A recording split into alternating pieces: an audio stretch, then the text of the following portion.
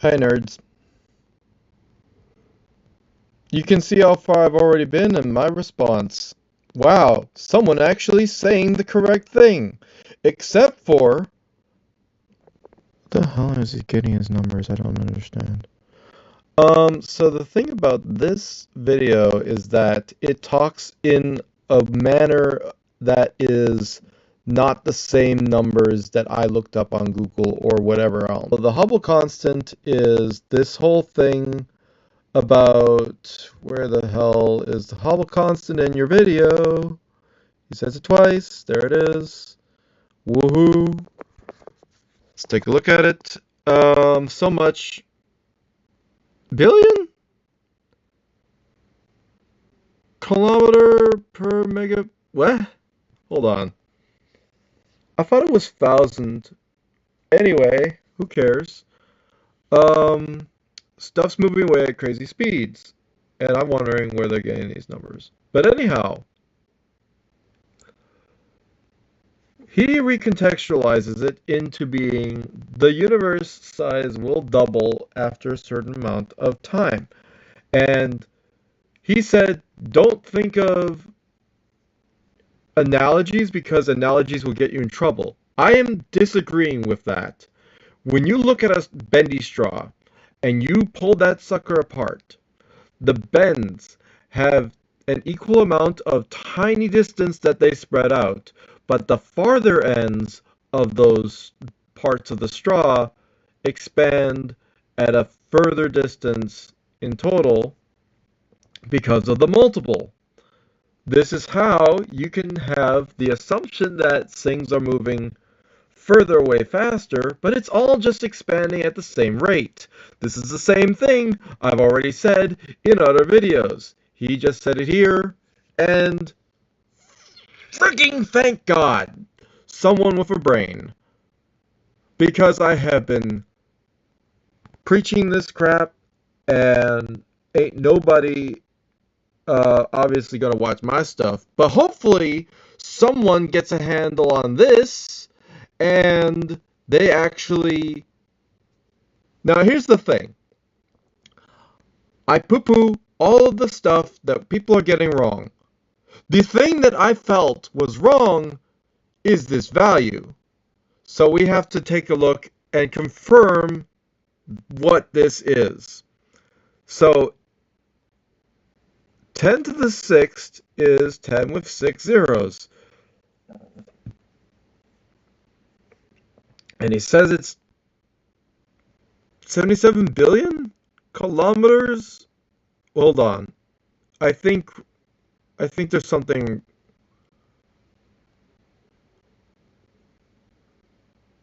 Like a unit is messed up here or there. Let's take the actual numbers that I am aware of.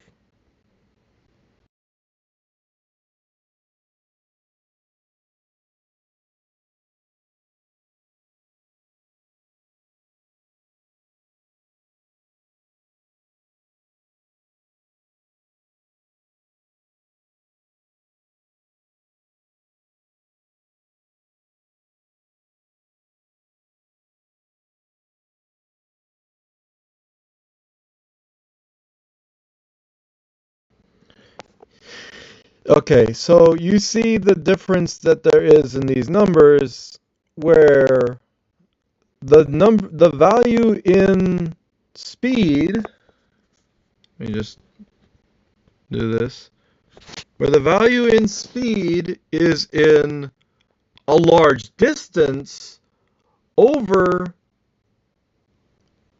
and it's 70 kilometers per second. So what I'm seeing from this hour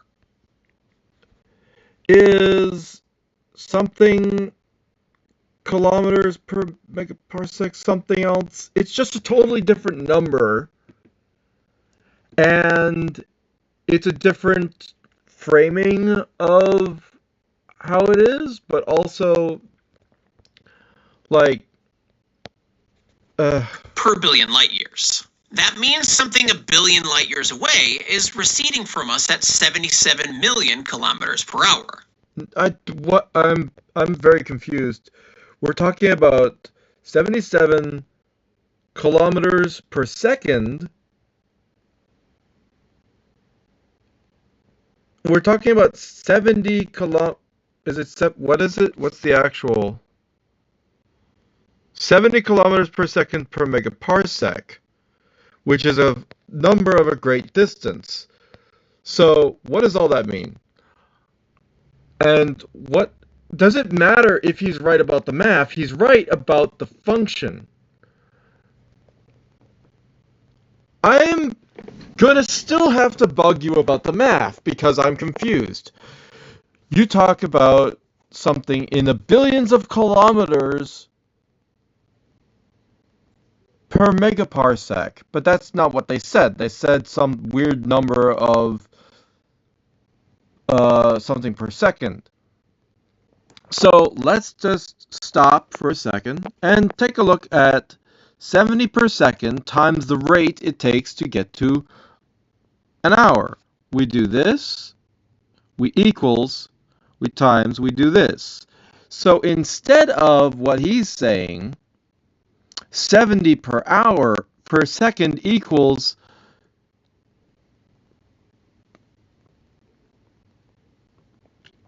also it's 70 kilometers per second. So it's 252,000 kilometers per hour.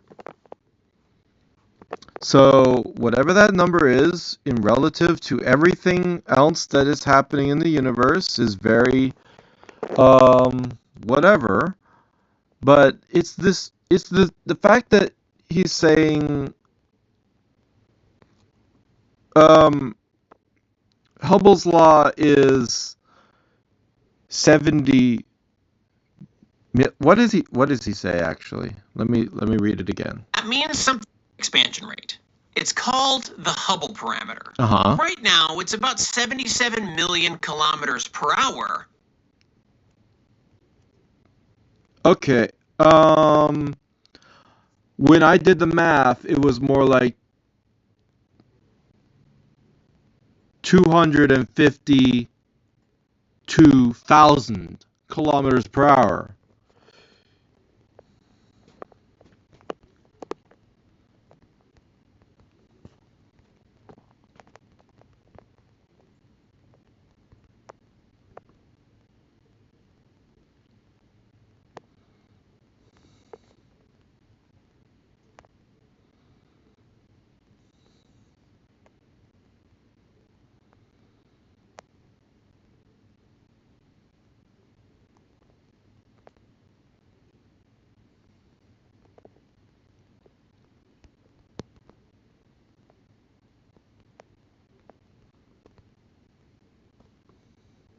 This is my only gripe, is that the numbers don't match up, because I'm like, no, it's this instead of this. What's the number difference? The number difference is a factor of, I don't know, how do you put it? 300. No, that can't be right.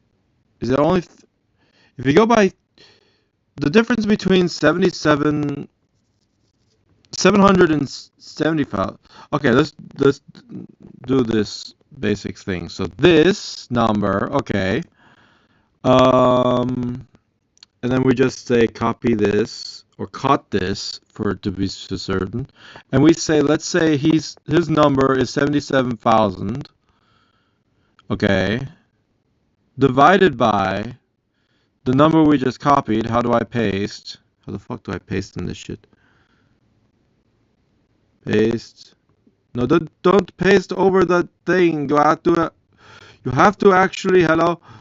You have to use the empty space. The spaces. There's a space there. You don't remove the, fuck you. You don't remove this thing. You say this is dividing by. Okay. It's a value of 3. So we start with 3.05, and then we'll have to multiply by another 2 times space, so 100, so about 305 times the value that Hubble got. So I'm like, how do you get this value? What is this? And the other thing I have to pay attention to is the distance that he's also looking at. But who cares? Who cares? Who cares? Let's look at the whole thing. Let's look at the whole thing. Have a complete. Distant galaxies are not only receding from us, they're accelerating away from us. And dark energy plays a role in that, but not in the way you think. Not in the way most people think. I think pretty good. I don't know. Let's take a look. Hey crazies, dark energy is not some mysterious accelerating force. It's just a number, so forget about reality for a minute. Say we have a circle containing 2 dots. Now let's say the circle doubles in size every few seconds. That's a steady, constant doubling. In that case, the dots will accelerate apart. They'll be moving faster and faster away from each other. That's exponential growth, not constant growth. Exponential growth is constant growth for a Actually, the idea of saying exponential growth versus constant growth, you realize that you can grow exponentially constantly. It's what they call an acceleration rate. But like if the rate is the rate of the whole is constant. The rate of the distances between universe. But I'm getting ahead of myself. That doesn't make sense unless we answer a couple other questions first. Okay. 1. What is dark energy? Good And question. 2. What exactly is the expansion rate? So let's get into it. Okay. Just because I think he has a good theory about things doesn't mean I'm not going to pick him apart. Just in case. There might be a value, I don't know. But also, maybe it's refined. I just checked it. So, I mean, we just checked it. So, there's a problem. There's a discrepancy. But that doesn't matter. The theory is still correct. The theory is important. We'll start with a common point of confusion. Okay. Dark energy and dark matter are not the same thing. Not even close. They're not even called dark for the same reasons. That's amusing. Dark matter is a form of matter that, among other things, helps keep galaxy clusters together and affects the speed of the stars within the EM field, basically. Those galaxies. It's called dark because it's literally dark.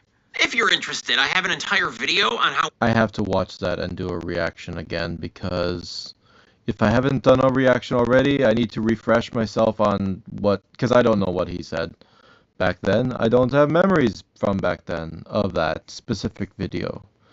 There's a lot of things that slip through my brain, but let's go. We know that exists. But the dark in dark energy isn't literal. They originally called it dark because it was shrouded in mystery. The dark energy and dark matter, ironically, could be the same thing because it's the EM field. And here's the thing.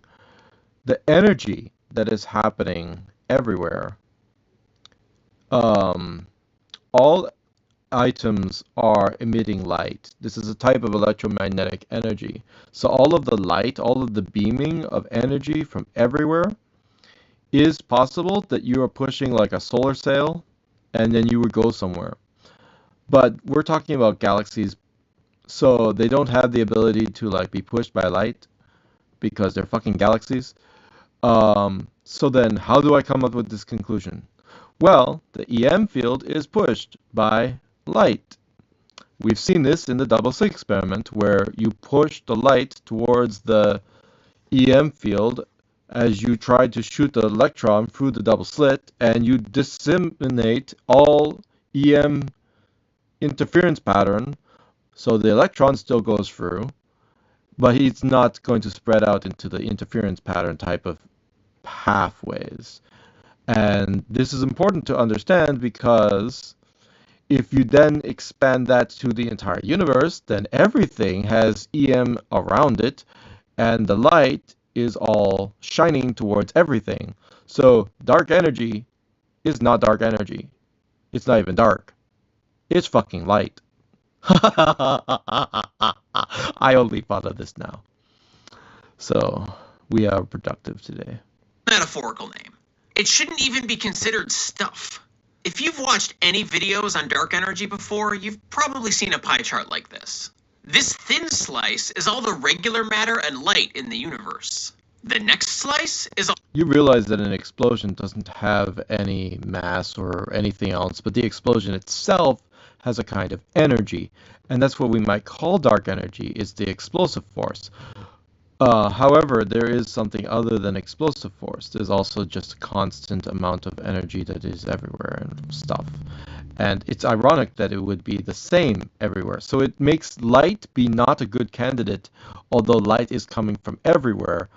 Light would then, you would think, have to compensate. Like when you get close to a galaxy, then gravity overcomes and light can't do the pushing.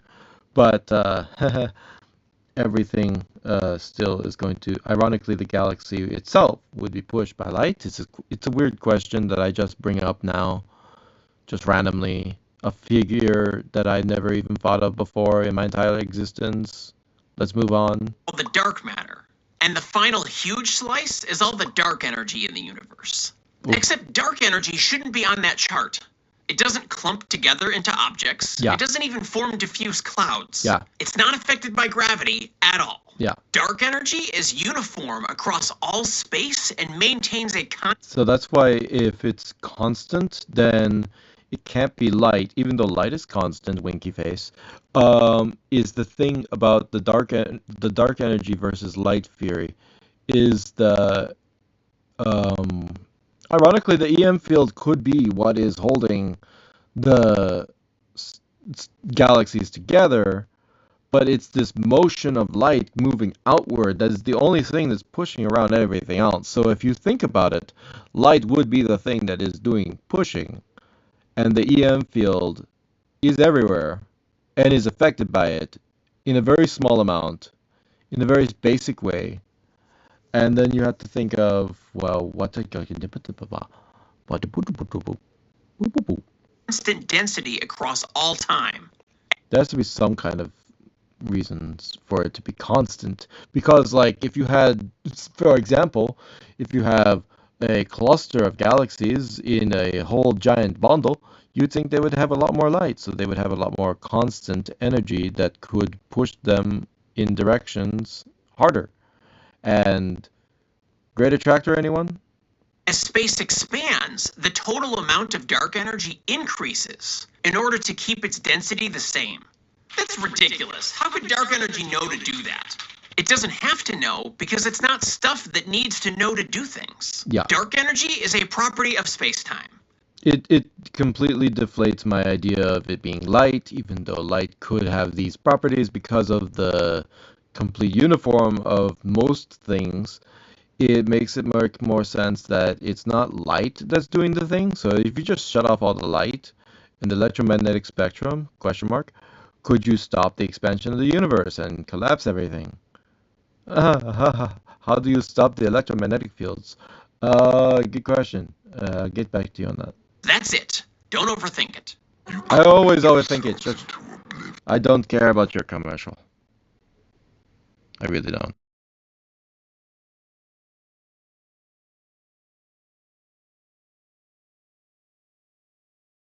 That's it. How could dark energy know to do that? It doesn't have to know because it's not stuff that needs to know to do things. Dark energy is a property of space-time. That's it. Don't overthink it. I always overthink it, so don't tell me what to do. But also, I mean, okay, sure. But here's the thing: electromagnetic field is everywhere. Don't overthink it. I mean, it's just everywhere, and it is being pushed around by the only other thing, light. So I'm just a little still stuck on this whole concept, even though I've already said holes in my own theory. I'm welcome to the idea that it's not the light. But if it's just something more basic and the stuff that is the base of the universe is expanding, so then everything else is just going away. And then it seems to be accelerating, but it's not really accelerating because everything is going away at the same rate no matter where you are. So if you're going from this position you're going to see everything is accelerating at the same rate and some farther away at the same expanded rate. And for us, we see that same thing. So the uniform is that it doesn't matter how far away you are from the thing and you see it is accelerating as 20 million times the speed of light, it's not doing physically that. It's just that, okay, but it does end up moving away at that rate, question mark. But anyhow. I'd argue your confusion isn't a misconception about dark energy. It's a misunderstanding about expansion. Yeah. To be clear, matter was not blasted apart at the Big Bang. It was not an explosion, so We already know that it's not an explosion because it was an ignition that happened everywhere. So literally, at some point there was like this cloud of like super regular energy matter and stuff, and then suddenly boom. But also, there's this interesting thing. At some point, he says the dark energy started around 5 billion years ago. The universe has been around for 13 plus. So what happened? Why? Get that out of your head right now. Okay. If you absolutely need an everyday visual, the inflating balloon or rising loaf of bread Or the expanding bendy straw will work in a pinch. But it's best not to use any analogies at all. They can and will get you into trouble. Yeah, because like how do you can expand the balloon, but like where's that energy coming from, all of this stuff? And my idea is light. You can expand the mass of the bread, but I mean there is only so much bread, and at some point there must be a limit of whatever ounce, and you end up with this growing fear of the great crunch or some bullshit.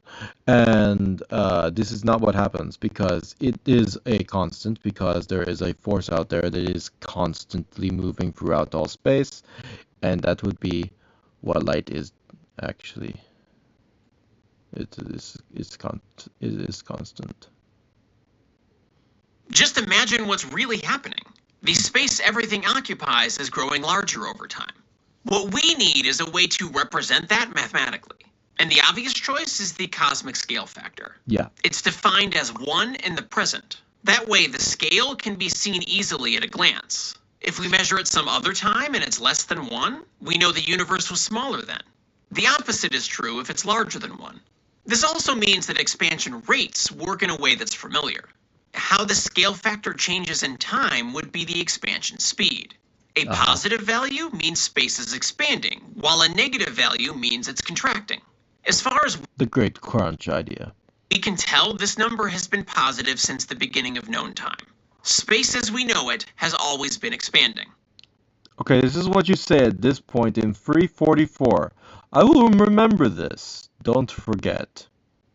How that speed changes in time would be the acceleration. A positive value means the expansion is speeding up, while a negative value means it's slowing down. As far as we can tell, this number changed from negative to positive about 5 billion years ago. Okay, so it's changed from being a regular rate to being hey, it's doing more now. Good for you. You've grown up a little bit. You are now going to college. I'm going to miss you. That is when the acceleration began. That doesn't tell us why, though.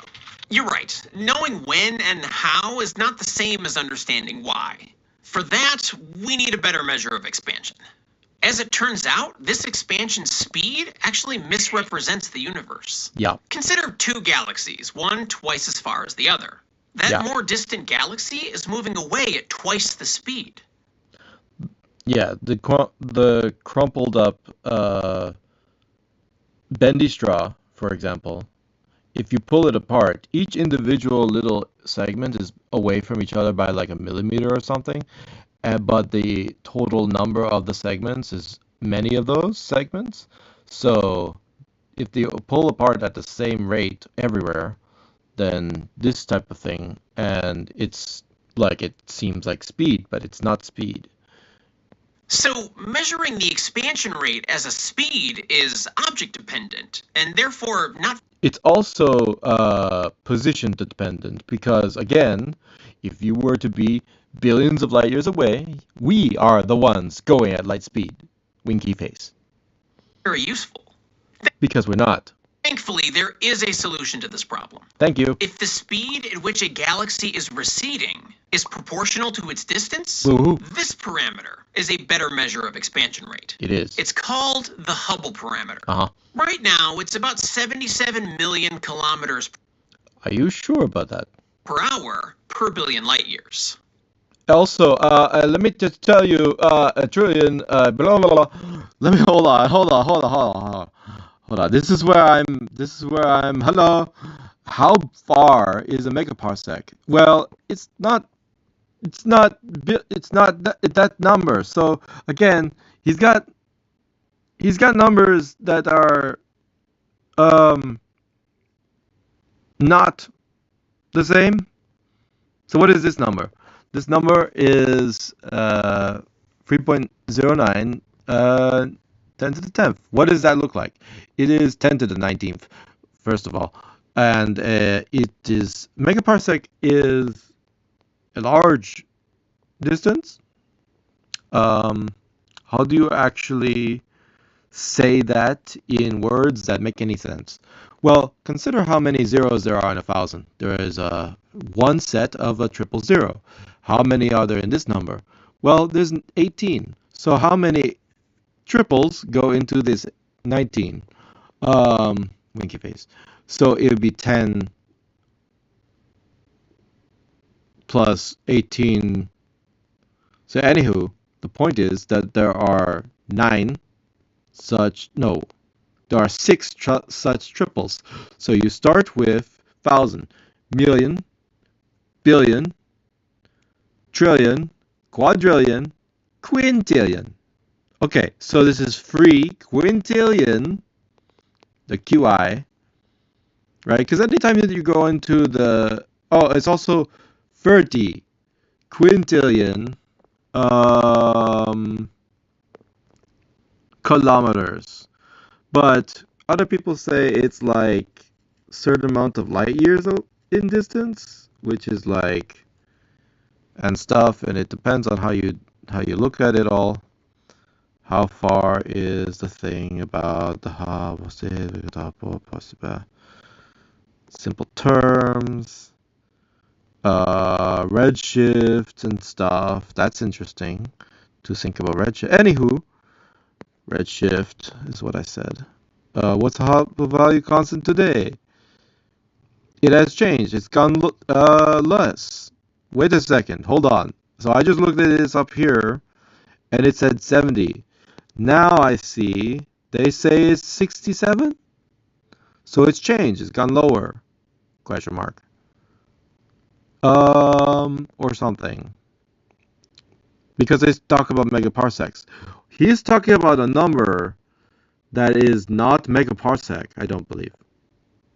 That means something a billion light years away is receding from us at 77 million kilometers per hour.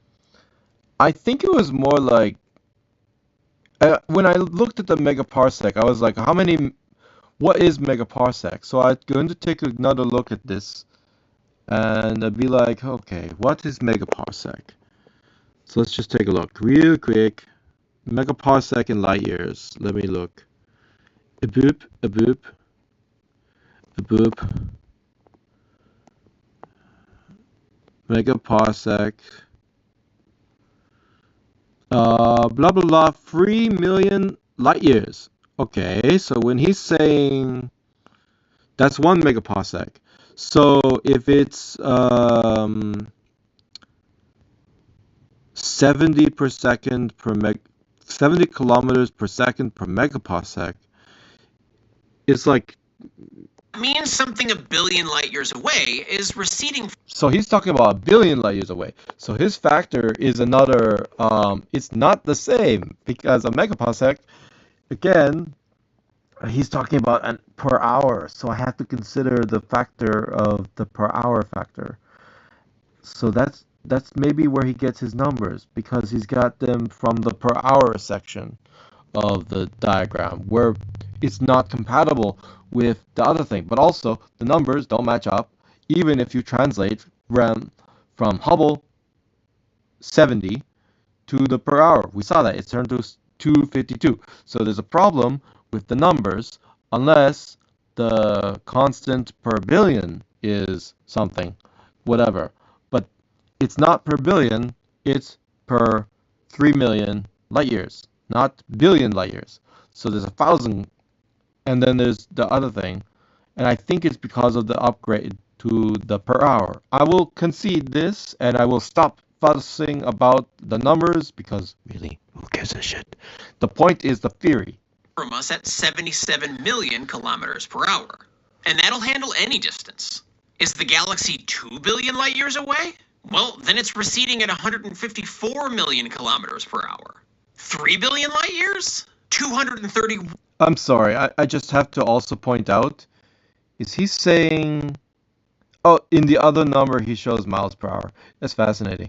But anyhow, per billion, you realize there's only so many billions in the universe, but also we talk about it per million. Why do we talk about it per million? We talk about it per million because if you were to take the rate of expansion and expand it outward, you don't simply go linearly, like I think he is doing, where you go from 77 and then you double again, and you end up with the facts of life. But the point is that if you, but if you have this 1,000 factor, right? So you see how we're going a certain distance, and then we go from 77 to 231 in a short period of time. So he's gone 1,000 factor of what the Hubble actually was talking about. And so you have to consider rate of expansion for the considered 1,000 amount more. And I said I would stop bugging about the function of the numbers, but I'm still stuck on the function of the numbers because acceleration rate, blah, blah, blah, blah, blah. It's something I don't consolidate in my head as being equivalent to the Hubble parameters. There's something missing. Can I consolidate this in my head so I know he's saying the correct numbers? The other question is, do I care? I've already said, it doesn't matter the numbers. What matters is the rate and the multiplication factor. 1 million kilometers per hour. The Hubble parameter already has the distance factored in. It's 77 million kilometers per hour for every billion light years of distance. We could also relate this to the scale factor from earlier if we wanted. The speed is a dot, and the distance is just a. So we get a Hubble parameter that looks like this, which is much more useful. Now, let's bring it all together. Regardless of numbers... The space everything occupies is growing larger over time. Okay. And as it grows, it carries all the regular matter, dark matter, and light with it. Yeah. Basically, anything that can be considered stuff will also get more spaced out and therefore less dense. Here's the thing about that whole concept, okay? Let me tell you about this. You say that a thing has been moving with a lot of times, light is constant, yeah? So if you have light, then having it spread out in an expanding universe, would light of certain distances be ending up going at faster speeds because they are carried along with the expansion of the universe?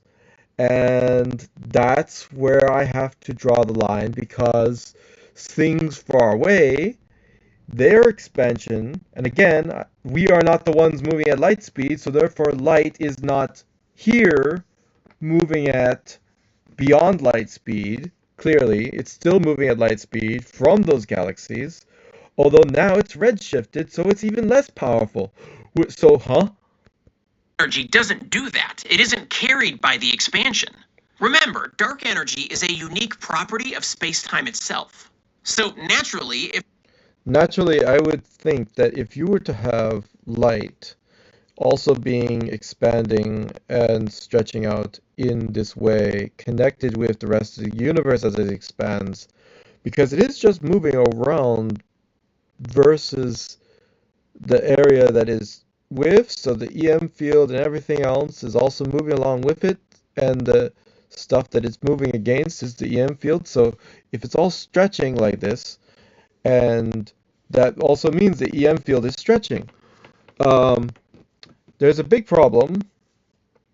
What happens when you have things that are far away and whatever else, and light and blah blah blah, blah, it would seem to be moving, in some people's perspective, towards us super fast, or he would say fast.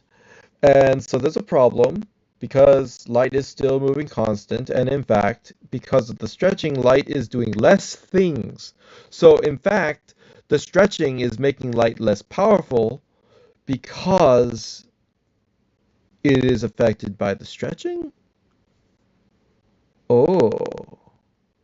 So it's not that it's going to move even faster because of the acceleration. In fact, the acceleration of everything else around light still being constant, will end up stretching out. So that's why you redshift further and further away. Ahaha. So this is important because it means light. It's possible he said that light was carried with the expansion, but it is not. It lags behind. Its speed is constant. Your matter might be regular, but your light is constant. So there is a big difference between these two things. And I don't care how offensive I seem with my voice right now. I don't care. If there's more space, there will be more dark energy. Its density never changes. Dark energy is pretty straightforward. There isn't a whole lot to misunderstand. So what's the problem, Smarty Pants? The problem is that expansion is counterintuitive. We want to measure expansion as a speed, but it's not a speed. Yeah. It's a doubling rate. Remember how the circle doubled in size every few seconds? Well, now imagine the circle is space and the dots are just galaxies. It's the same phenomenon, just with a much slower doubling rate. Exactly. What's the doubling rate of our universe? The Hubble parameter. I said earlier that it's about 77 million kilometers per hour per billion light years. Here's the thing. He does not mention James Webb. Question mark. Because we go into the infrared and we have two totally different numbers. So exclude James Webb entirely. Don't confuse the numbers. And we say there is no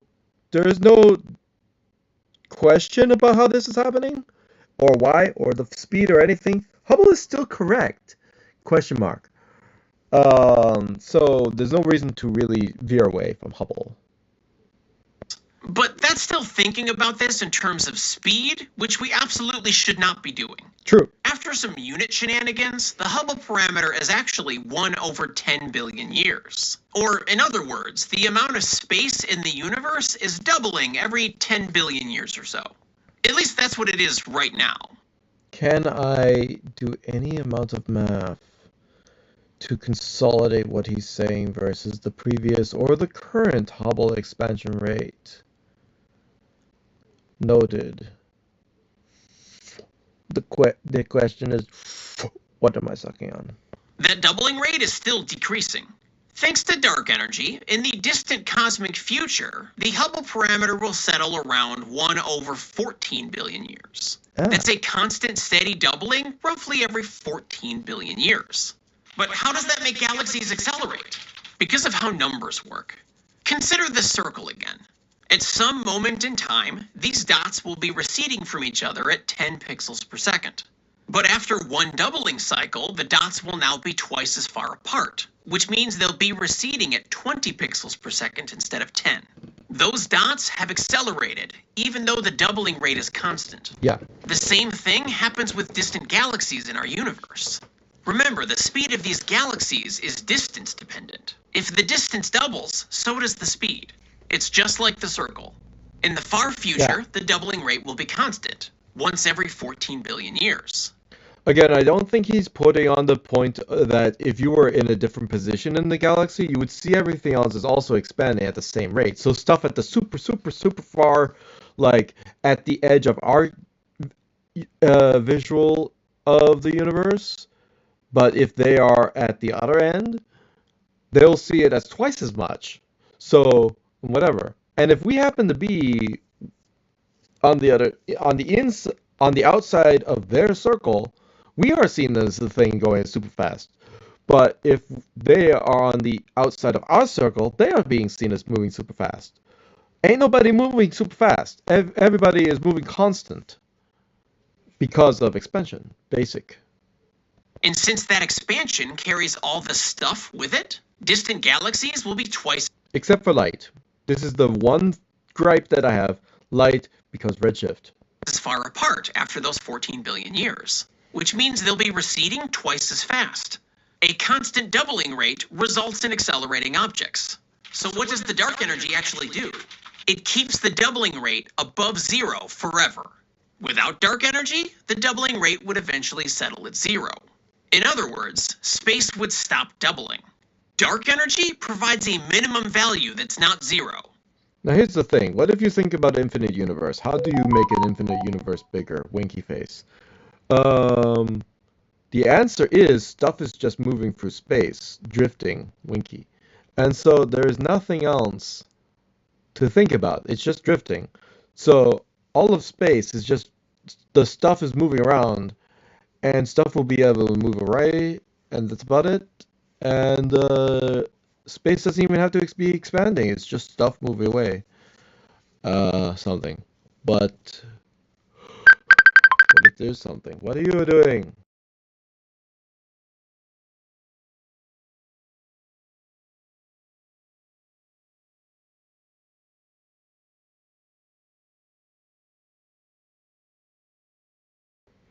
Okay, you know that it was a good idea I paused because of the reason of the other thing that was happening on the whatever. That's it. If you're still having trouble wrapping your head around this, here's one last thing to keep in mind. Space is not accelerating. Acceleration is a measure of motion, but space isn't going anywhere. There's just more of it over time. It's the stuff inside that space that accelerates. Ah. Dark energy doesn't cause that acceleration, it just maintains it. Because that type of growth is natural for a universe. But here on Earth, that kind of natural We balance. get to the commercial part of the thing, and I do like this video, so I will like this video. However, I'm still at a contrary of what is going on with these numbers. These numbers are more like, okay, we say this, you could simply state this thing per megaparsec, and then you could also state, well, that translates into, and then I would believe you because it is not any different number. But it doesn't matter what the number is. It just matters that this whole thing with the circle is the analogy you should be thinking of. Again, we still find ourselves in an analogy. But the point is that the dots are moving away. But if you move that circle, the other dots are also moving away. Same rate. No different. No expansion is accelerating force. So if we look along the distance, we are not seeing something accelerating and also moving at actual physical super speeds away in any like real thing. It's just that it compared to everything else is moving away. So it's ironic because you have to also wonder, what if, What if, and we said about something about the 5 billion, and then it got better, huh? What about this? Well, after a certain amount of time being able to move away, all objects would have all moved at a certain rate. And then any object that is moving faster will be moving faster away. Two coincidence? Yeah, you're right. All things moving at whatever speeds, eventually, if they go further and further and further away, they will end up with the fastest things be the ones who are moving further away the most. But the fact that there is a constant rate to this, that is a number that is repeating over a certain distance, it is repeat again, and this is something that I feel is the core, that it is something very simple. But I'm still stuck on I want to find out the actual like mechanism for the expansion because some people believe in the crunch. He should say, well, we assume that it will eventually just be uh, settling down to 14 eventually. Is what he said, the 14 number that he said per billion years, something, something. But the thing that I go back to is that um, what what is doing all of this? And I still want to know this because what if somehow randomly, huh? Okay, you got black holes and everything out there. That's not changing the expansion rate. The expansion rate happens. Black holes happen anyway. So, question is, what kind of phenomenon could make the expansion start to do the opposite and shrink, and we get the crunch? And the answer to that is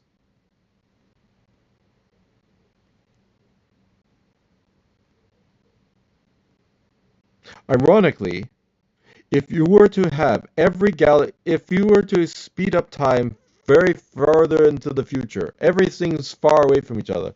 Now all of the light is pointing inwards. Question mark. Would you not end up with all of the light? First of all, it would converge in the center of the expanded universe in a massive cloud area of all of this light coinciding and being in certain area of a massive area, but it would just be an area full of light that is just passing through, maybe colliding, maybe doing nothing, and this one area of super bright something is like, could it become vacuum energy? We're talking about something in the quadrillions of years in the future, so don't worry about it. Who cares? Who freaking cares?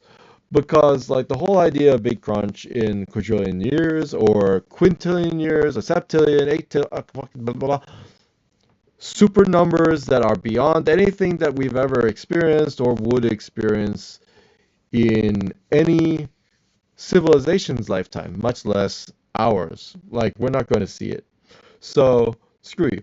It doesn't matter. So anyway, very good. I think his video explains the expansion of the universe correctly. Like everyone else is all like, oh, it's accelerating and it's going away at thousands and whatever light years, and who cares? It's nothing like that. It's very gradual, just spreading of the toast, and there's nothing else about it. There's nothing super about it.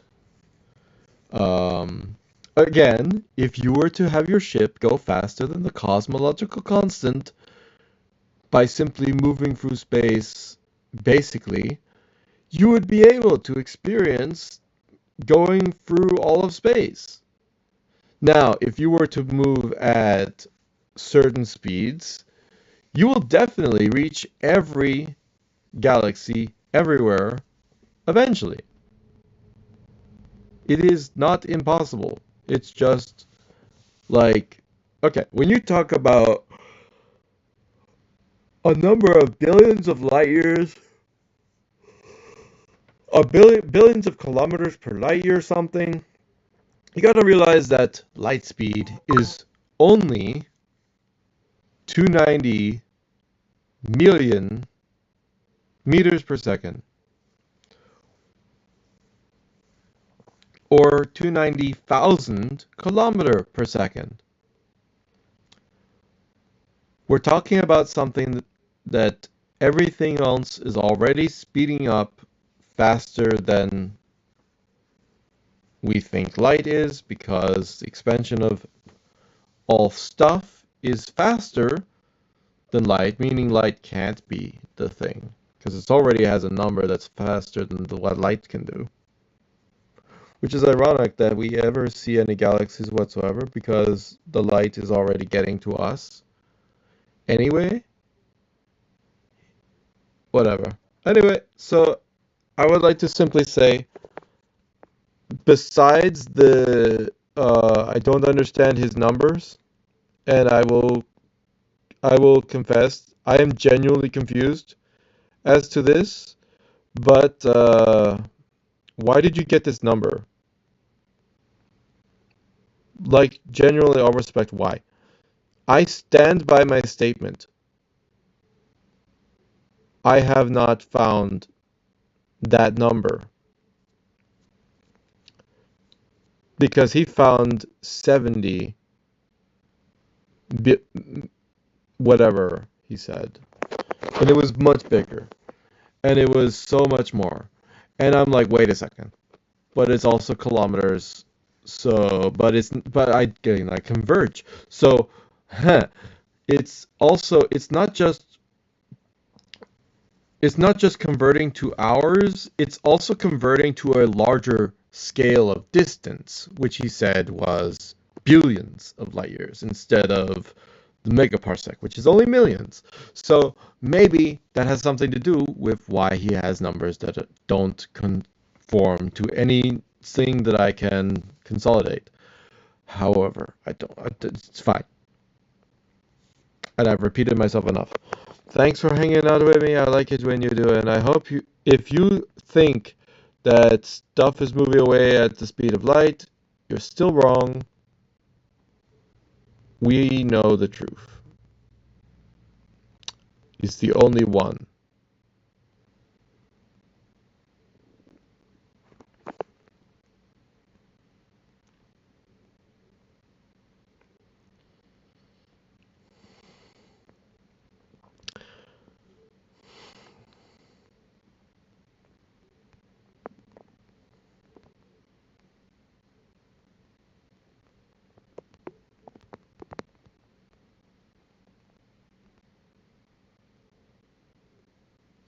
Do you get an A plus?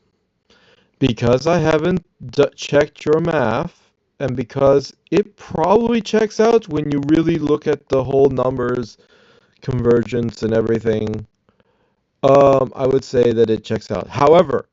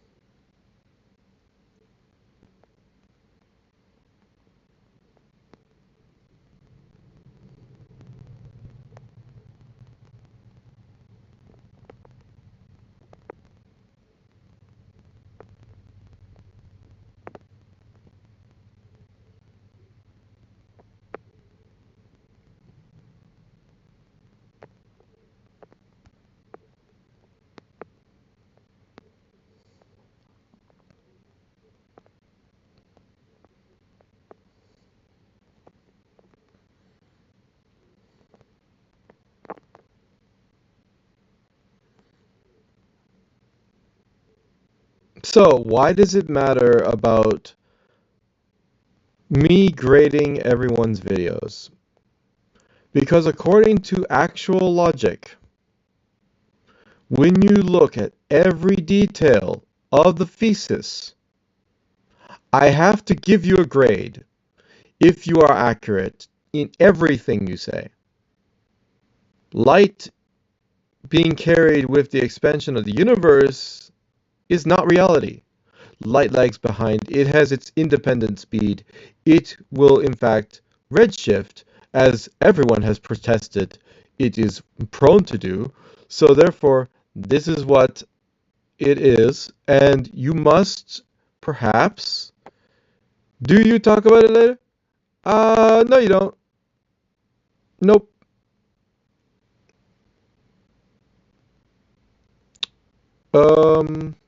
Yeah.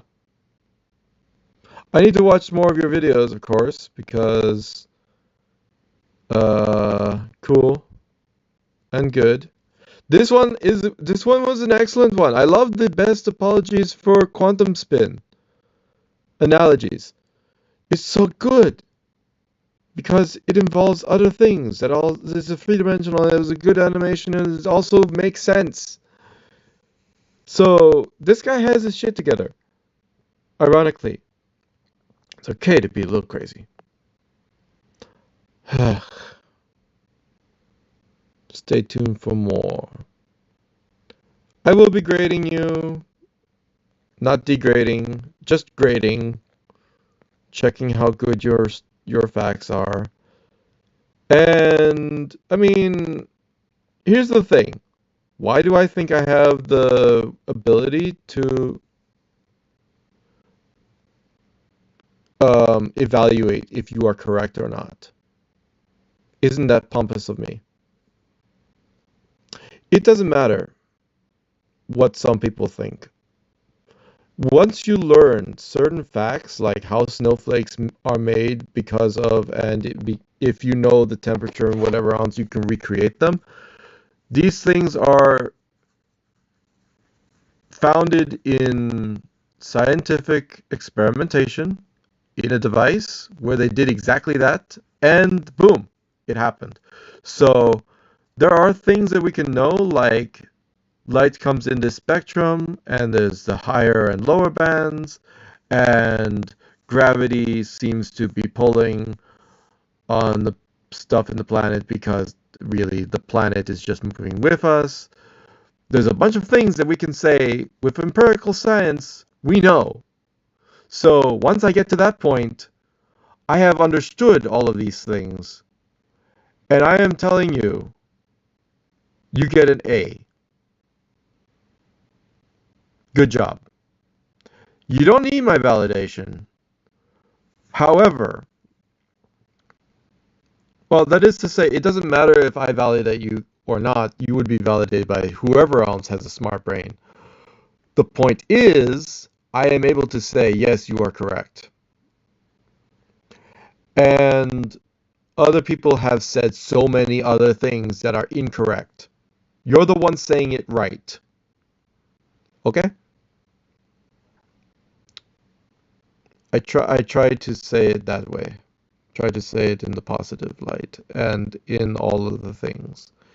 It seems this is the actual correct. Schrodinger's cat is nonsense. Always was. I believe that as well. The idea of Schrodinger's cat, you understand, the particle will just decay. The question is, at what point of the half-life is it? And then the question is, what actually is half-life? Question mark. All of these things. The cat will definitely be dead at some point if left for enough half-lives that this particle in the box decays. This is not an uncertainty. It's uncertain about when, but it will happen. So you just opened the box early. We'll predict what he says 7 months ago. Because I haven't seen that video. As you can see, I have not seen this video. I don't know. But we will revisit this channel.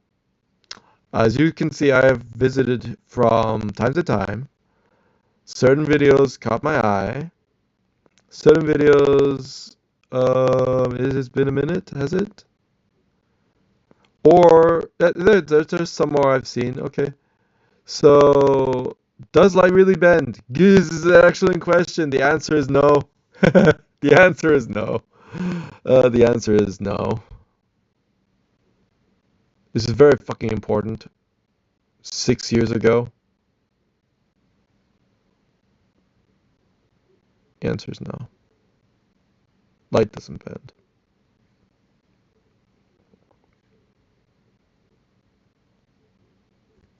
You see, it doesn't matter when the video was placed, and we might have better logic after this.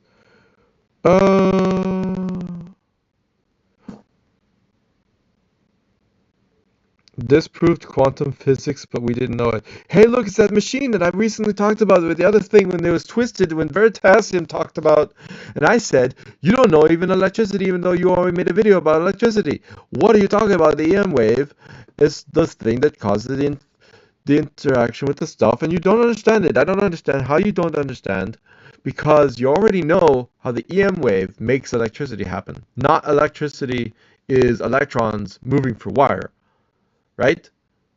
Electrons aren't doing that. They move like a little bit. The wave is going crazy through the whole wire. This proved quantum physics. Oh, I have to revisit everything. Everything. I don't care if it's old. It doesn't matter. There's a lot that oh my god, don't get me started with this nonsense. Relativity. Paradox. Explanations, things. Oh my god. There's so much to... So how do we have this understanding of things, and yet when people think about all these other ideas, they don't have correct logic? I'm curious how much of this stands the test of time, or whatever. Black hole spin? Do they? Well, obviously everything must. It must. Yeah. When conservation of energy fails. Fascinating. Oh, I must get into the weeds more. Thank you. Goodbye.